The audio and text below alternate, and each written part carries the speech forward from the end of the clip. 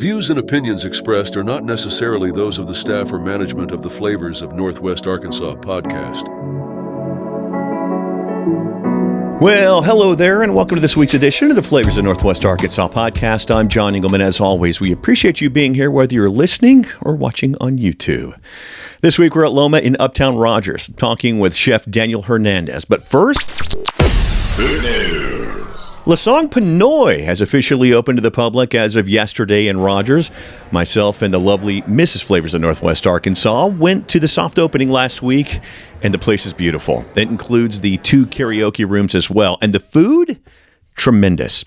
I had the pancit bihon, and of course I neglected to take a picture of it, the rookiest of rookie moves. And my wife's sweet and sour shrimp, didn't get a pic of that either, but they were both really, really good. Now, we did get a picture of the amazing Shanghai lumpia, the Filipino-style spring rolls. Those did not last long at our table. We'll be getting those again for sure. And, of course, we will be back. And what a great addition to the area. Speaking of soft openings, we also went to the Sidecar soft opening last Thursday, and what a vibe. Underneath Cafe Rue Orleans in Fayetteville, this vinyl bar is properly described as a refined dive.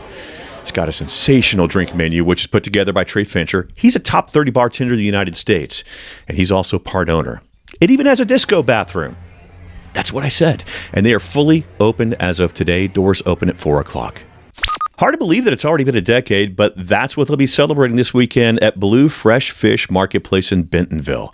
This Saturday, May 3rd, will be the celebration with free oyster shooters, food and drink specials, a crawfish boil, and live music. If you haven't listened yet, you can catch our interview with owner Barry Furaseth. Just scroll back to June the 5th of last year. And hey, don't give up on Doomsday Coffee in Springdale. There is an update. Co-owner Rosie Morales-Lozano took to Doomsday's social media on Sunday with the following message. Hello, Doomsday family. Rosie here. I just wanted to get on here to give you an update about this Springdale location. We've had a few minor setbacks and are hoping to open really, really soon. We will keep you posted on social media about when that is happening. We're hoping for this coming week. Jason and I are so excited to see you guys, for you to come see the space and to give you great coffee, great breakfast tacos. Thank you. The ribbon cutting of the new Grove Food Truck Park in downtown Prairie Grove will happen this Friday, May the 2nd. And it'll be a party all weekend long with live music, family fun, great food, and they're raising money for an important cause. It's called Folds of Honor. It provides life-changing scholarships to the spouses and children of America's fallen or disabled military. Now for some sad news. El Sol Mexican restaurant at Mission in Crossover in Fayetteville is closing its doors after 17 years. They put a sign up in their window confirming the news, stating that their owner was ready to retire. Their last day is today. Stop by if you can. The Burger King on College in Fayetteville has officially closed. The sign on the door thanked customers and mentioned they could still go to the Burger King locations on MOK in Fayetteville, as well as the locations in Bentonville, Springdale, Rogers, and Siloam Springs. Monday, May 5th is not only Cinco de Mayo, but also the official open date for the new Onyx in downtown Springdale.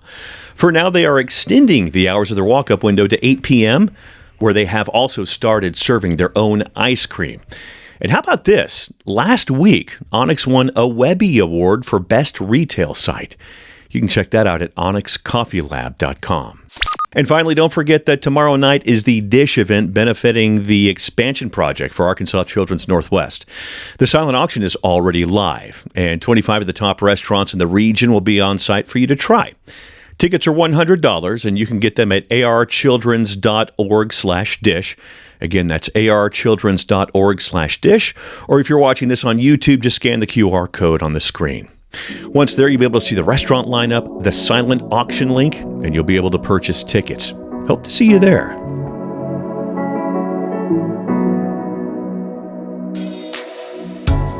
Loma Executive Chef Daniel Hernandez is from Mexico City and made his way to the States to work in construction. He very quickly found his way into a kitchen in Missouri where he started in the dish pit. He worked his way up to the line and eventually to running the whole thing, and that took over a decade.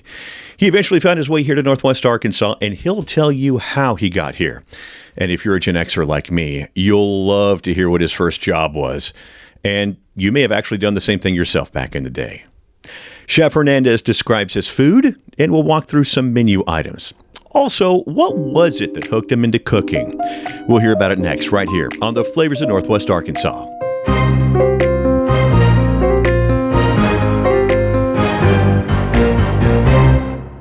Teachers are dynamic leaders, shaping a new generation, innovating to prepare students for our fast-changing world.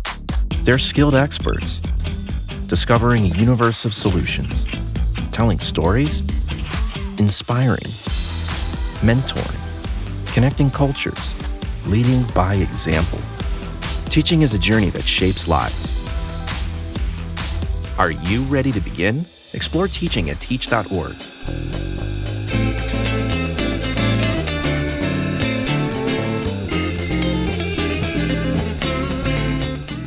Welcome back. We are at Loma in Rogers with Executive Chef Daniel Hernandez. Sir, thank you for your time. How are you? Thank you for coming, sir. Well, thank you for having me back.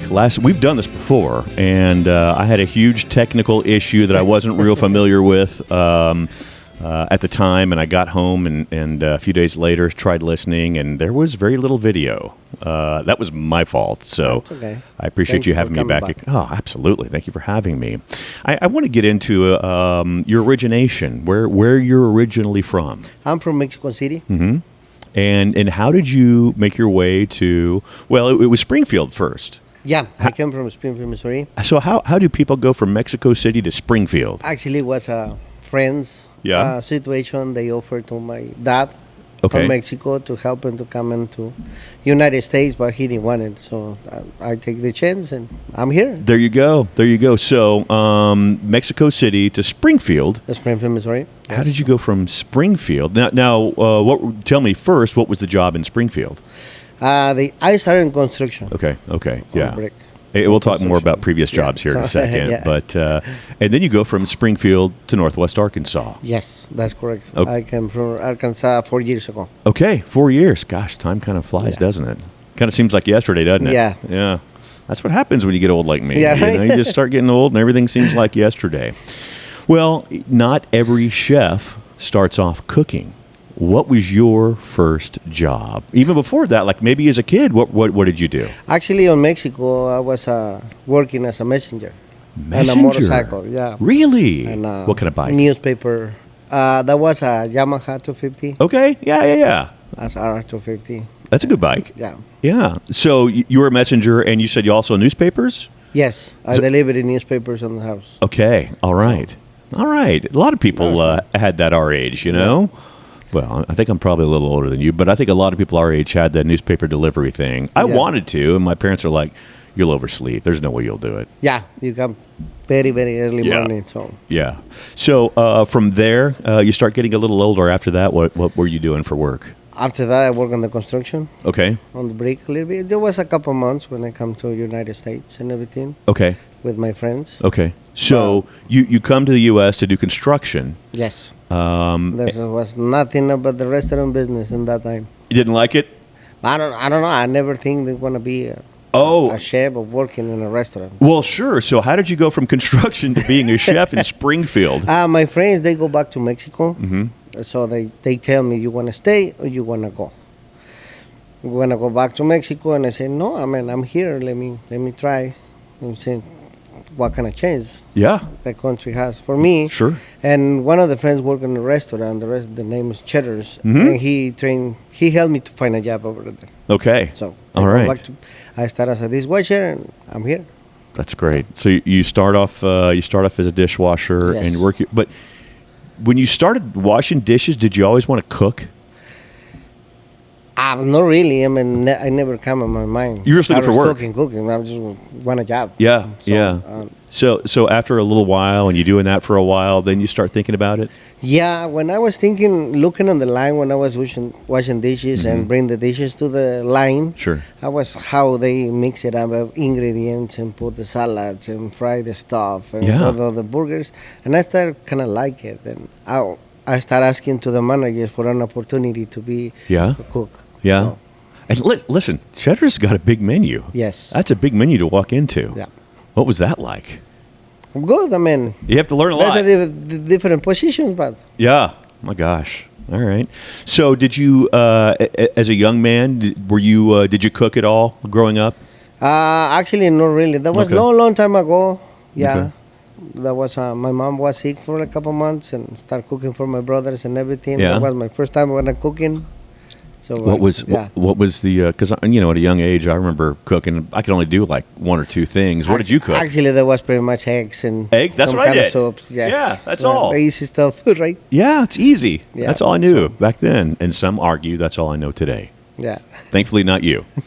Thankfully, not you. What? So who was your biggest influence in cooking? I guess my mom. Yeah. I mean, my mom, every time that she cooked for us, for my brothers, my dad, and everything, I saw how she put the passion in the food, the flavor, and everything. So I think that was her. So she didn't just do regular quick cooking. She got into it. She enjoyed the cook. Where did she learn? Was it from the family? Yes. Okay. All right. Her parents, her mom, and further back. Actually, I don't know, but yeah. Yeah. I think it's from generations. So. Genetics. There you go. That's how you're here doing this. Exactly. That's great. What was it that really hooked you in to cooking? I know it was originally for the job, but you don't do that for 8 years, then come here and do all that. Yeah, and pretty much I think is how can I make the people like happy, enjoy the food. I mean, more than a job and the money and everything, they pay me back. I mean, when the people say that the food is good and they enjoy the food, I don't know, I feel something like special. Yeah. So, yeah, it's a good feeling. When you get good reviews, it's a good feeling. You feel like you're on the right track. Yeah, so I would think. That's when I started looking the part to say, oh, this is my way. So you were at I was wrong. I said 8 years. You were at Cheddar's for 11 years. 11 years. So how long were you cooking there? What for? I guess 10 of them maybe. That was about 9 to 10 years cooking. Okay. Yeah, the first year was washing dishes. So yeah, in a place like Cheddar's, especially if you're staying in the area, you can progress. Because I remember you were telling me a lot of people in, a lot of people out. Yeah, and that opened up opportunity for you. Yes. Yeah, and actually I always pretty much I work in 2 jobs. I mean, I like money. Yeah, well, who doesn't? Of course. Yeah. And I work for a Mexican restaurant. The name is Cantina Laredo, and they give me the opportunity to be a manager. So Cantina Laredo. Cantina Laredo. So. Not that one, but I used to go to a Cantina Laredo back in the day in Dallas quite a bit. Oh, yeah. Same place, they got maybe? one in Springdale, Missouri. Okay, all right. Yeah. Is it same That's place? close. Or? Okay, all right. Yeah, very cool. Yeah. So that's how you were still cooking Mexican food while you were doing Cheddar's and keeping cheddar and this American food. Yeah. So you were is that so? Was that a place where you could be creative a little bit, or was no? Actually, you just follow recipes and menus and everything. So. Okay, so you had to follow what was on there. Yeah. Did that was that more of the cooking you were looking to do down the line? Yeah, Cantina Laredo, very much. Yeah, manage the people and all kind of stuff. Yeah. So tell me, after what, like 11 years, Northwest Arkansas comes calling. What was that like? Actually, it was 13 years because I left Cheddar's and I worked like 2 years in Cantina Laredo. Okay, full time. Yeah. Okay. Full time Cantina Laredo. Okay, so 13 years. Yeah. From Cantina Laredo to Northwest Arkansas. Northwest Arkansas. Yeah, I came at Rogers once before I started working in Tula, on Fayetteville. Okay. I opened a restaurant, but that didn't work very well. So I go back to Springdale, Missouri. Okay. And one of the people that I work with, they called me 8 months later. Hey, I got an opportunity of one of my friends on a restaurant, and he needs help with the kitchen. Why you don't come into Fayetteville? Sure. And the first time that I live on Rogers, I like the area. Mm-hmm. That's a pretty good place to live. Sure. So I told my wife, hey, you ready to go back? Go back to Arkansas. Oh, that's great. And that's why I started working in Tula. Yeah. So. Okay, and then from Tula to here. Loma. What was that like? That's great. I mean, that's actually Loma became from Tula. That was 2 owners, and they split, and one chose to stay with Loma. Okay. And I decided to stay in Loma because I want to be more creative on my food. Tell me about my that. Ideas, Tell me about some of that. I know we'll talk about it in the next segment a little bit, but you kind of got to create the menu here, no? Yes. Yeah. Actually, the menu 100% is mine. Yeah. So was it a lot of cooking at home and trying to figure out what would work and what would be good? Exactly. That's exactly right. Did you burn out an oven or two? Yeah. Not pretty much. I mean, I started playing with the seasonings and everything, looking videos and Yeah. That's great. research. Did the opportunity to be creative, did that kind of fill your bucket? Was that something that you really enjoyed that's doing? what I enjoy doing here in Loma. So. Yeah. Well, that's great. That's great. Well, I'll tell you what, when we come back, we'll get more into food and talk about the food and the food here. And we also have the Mike Engelman Home Pro Tip of the Week, and that's coming up next right here on the Flavors of Northwest Arkansas. Let's go! Connect with us at Flavors of Northwest Arkansas on Facebook and Instagram, or by email at flavorsofnwa@gmail.com. And welcome back. It is time for the Mike Engelman Home Pro Tip of the Week, and for that, we go to Chef Daniel. Chef, what is your tip? Actually, my tip to cooking in the restaurant and the home is cooking everything with love. Okay, with love. Does that mean extra grease, extra Seasoning, extra everything. That's love to me. Yeah, I don't know about right. anybody else. That means love to me. Great. Cook it with love. Extra seasoning, extra Be everything. patient with everything what you're doing. You got to be patient. That's a very good tip, by the way. We'll be right back. Your story doesn't have to end. As an organ donor, the good in you can live on. In fact, you can save up to 8 lives through organ donation. Sign up to give the gift of life after you're gone. You'll be happy you did. Just maybe, someone else will too. Sign up online today as an organ, eye, and tissue donor at organdonor.gov. It saves lives.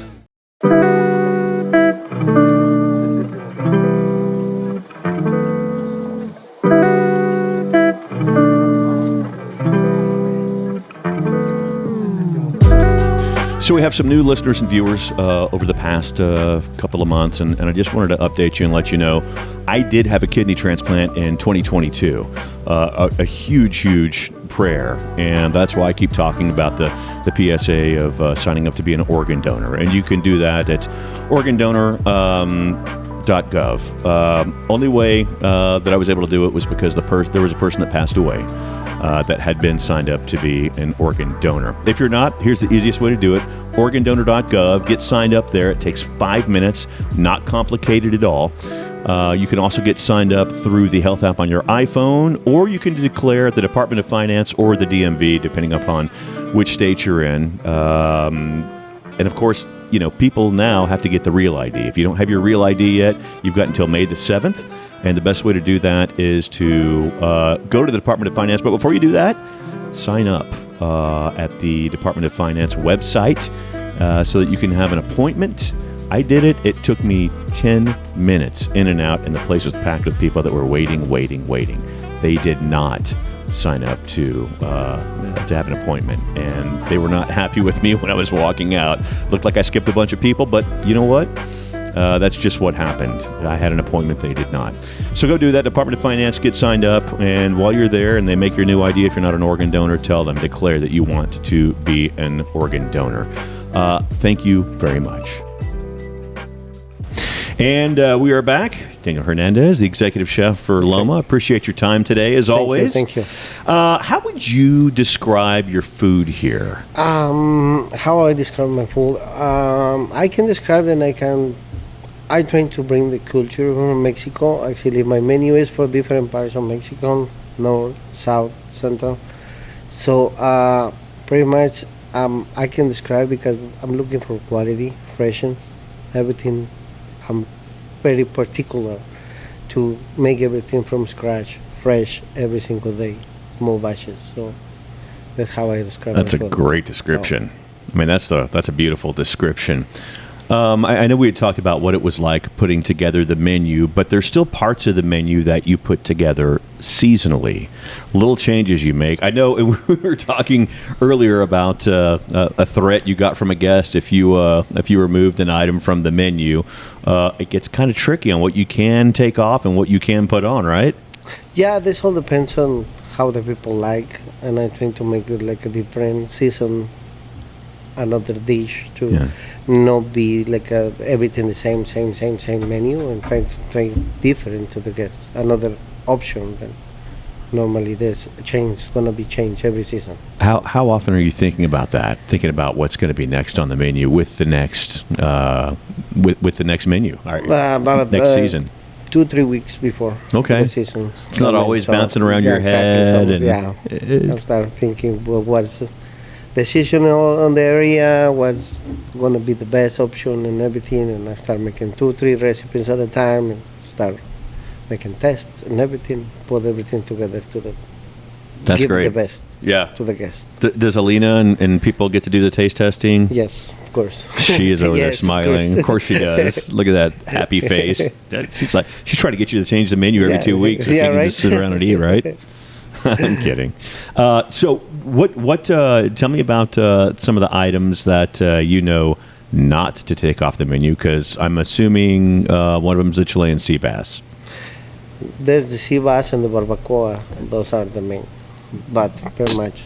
So, explain what they are. We'll start with the barbacoa, because that's the one where the customer basically told you that he'd never be back if you got rid of it. Yeah, the barbacoa, it's not too hard, but there's a slow cook motion, and we marinate overnight.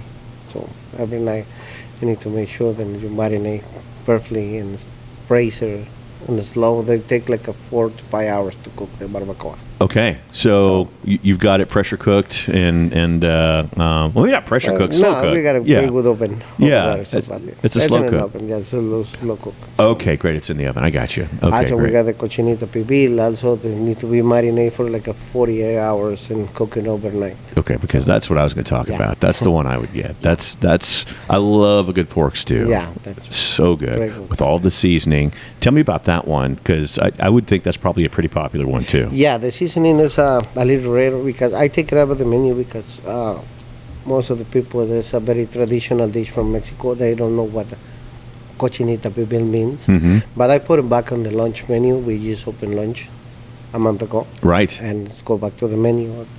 That's a pretty good process and everything. And they got a seasoning that's very rare, achiote.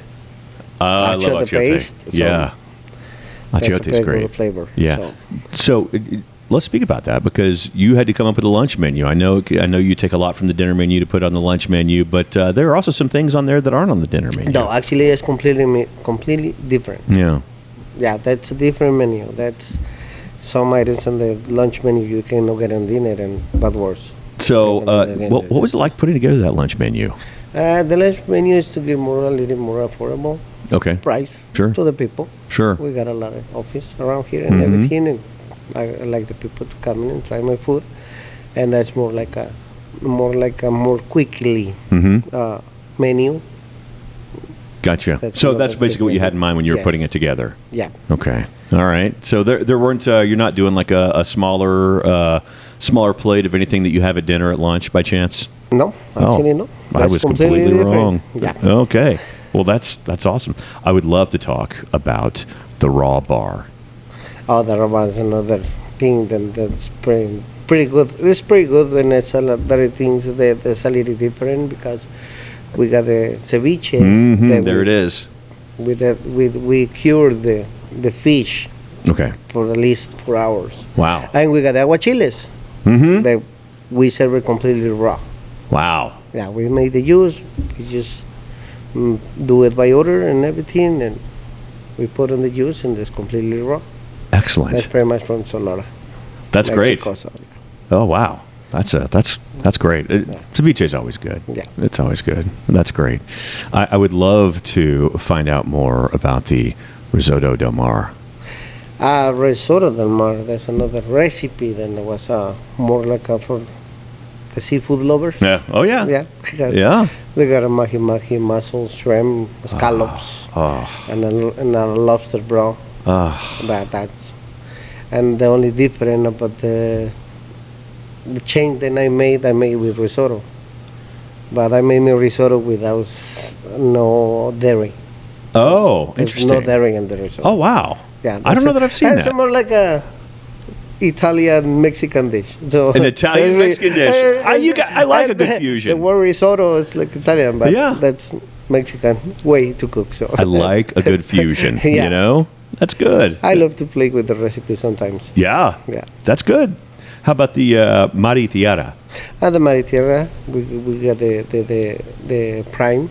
Yes, it's a prime fillet. Prime fillet. Yeah. Yeah, and we got the side of the shrimp, and we marinate with a zarandeado salsa. We call it. Pretty much they know about aioli sauce. We marinate same thing overnight, and we cook it on the grill. That's pretty good. You've got a lot happening overnight here. Yes. Do you have anyone here, or you just lock the doors and cross your fingers and go home, going, please don't trip a fuse? I mean, pretty much I'm here in the night, and actually my wife is working on the kitchen too. Okay, She's good. Right hand. My gosh. Yeah, and she take care in the morning. So oh my gosh. So we are pretty good team. Husband-wife team. What happens when you guys go on vacation? Actually, I met her in Cheddar's. Oh, did you really? We got working together for That's great. a long time. You're working with family already. Yes. That's great. Yeah, so no vacation for you, huh? Not for the moment. Oh my gosh. I mean, you're running at both ends, man. That's crazy. Tell me about your mole. The mole, that's another. Because that's another dish. Then we got 28 ingredients on the mole, and we made it from scratch. Yeah. Yeah, that's. Got to have it on the dish. We fry the plantains and roasted the peanuts and peppers. That sounds good. Yeah, that's pretty. That sounds almost like a Venezuelan Cuban influence there. Okay. A little bit. Yeah, a little bit. Yeah, that's a process. But that's pretty good. That's good. That is good. Gosh, if you go look at the menu and everything, and I'm looking right now, the marinated pastor pork chop. That's another thing. Tell me about that. That's good. Yeah, that's famous in Mexico City. We got a lot of pastor who they call trompo. Sure. So in my fusion, say, how can I put the pastor in the pork chop? And smart. Yeah. That's interesting. Yeah. That's really interesting. We marinate. When we finish with the adobada sauce, and they put that good flavor of the pastor. So have you already flipped into the spring editions, or does that come soon on the menu? No, we got a new special. Okay, great. New special in spring. We doing the Cornish hen. Yes. On a better rice inside the Brussels sprouts. Excellent. Yeah, we marinate in adobo sauce, and we finish with I forgot the name. That's apple cider honey glaze. Wow. Interesting. Yeah, that's pretty good. Pretty sweet, pretty good. Yeah, that sounds like it. Yeah. Well, good. So. Well, how can people find you? Actually, they find us online. Okay. Find us Facebook, Instagram, at Loma MX. And there you go. For those that have not been here, it is on the third story, just off of Pauline Whitaker. But as far as trying to find, the building is named Uptown. Uptown. Yeah. Okay. We are on the third floor. Okay. Awesome. We got a pretty good patio view. Yeah, it's a great patio and a great bar, by the way. And you guys, by the way, before we jump out, you guys have some specialty drinks too. Yeah. Also, I'm on the bar yet, but I don't know too much about the bar. I'm in the kitchen right now, but yeah. Understood. Special drinks too. Understood. Before we jump out, also, I wanted to bring up the tres leches. Oh, it's another thing. Desserts. Because that's like one of my all-time favorites is the tres leches cake, especially homemade. You can, if there was ever a dessert that you could tell is homemade versus not homemade, it's tres leches. Tres leches. Yeah, exactly. So, you can tell quickly. Tell me about yours, because I know it's a process. That's a process. It's a big process. Yeah. We use evaporated milk, condensed milk, and regular milk. So, but that's tres leches, baby. Leches. Yeah, that's it. Yeah. Also, we got the flan. It's a homemade flan too. Yes. Tell me about it. It's more like how can you describe flan? It's what now? How can you describe the flan? Oh, I know. It's more like creme brulee. Yeah. It's the custard. It's a custard. Yeah, custard. What do you have on top? Caramel. Okay. Yeah. Nice. Very good. Milk caramel. Oh, I love it. Love it, love it, love it. I could talk about desserts the whole rest of the way. The sopapilla cheesecake. Wow. Yeah, that's another thing. It's a cinnamon. Yeah. Cinnamon sopapilla. It's pretty much flour tortilla. I love it. on top. We would go to, cheesecake. as a family when I was a kid, we would go to this one Mexican restaurant in Dallas. I'm from Dallas. And we would always go there, and at the end of dinner, we would always get sopapillas to go for breakfast the next day. And that's what we would do every time, bar none. And whenever I see a sopapilla, I usually have to order it. Yeah. Yeah, that's pretty much. My wife and I, we order too much dessert, and it shows. On me especially. Well, Chef, thank you so much for your time. I appreciate it. Thank you for coming and showing to My the pleasure. people my place. Yeah, it's a gorgeous place, and an amazing view, by the way. Yeah. Just wish it weren't so dang cold today with the wind and everything. I don't want to blow off on the balcony.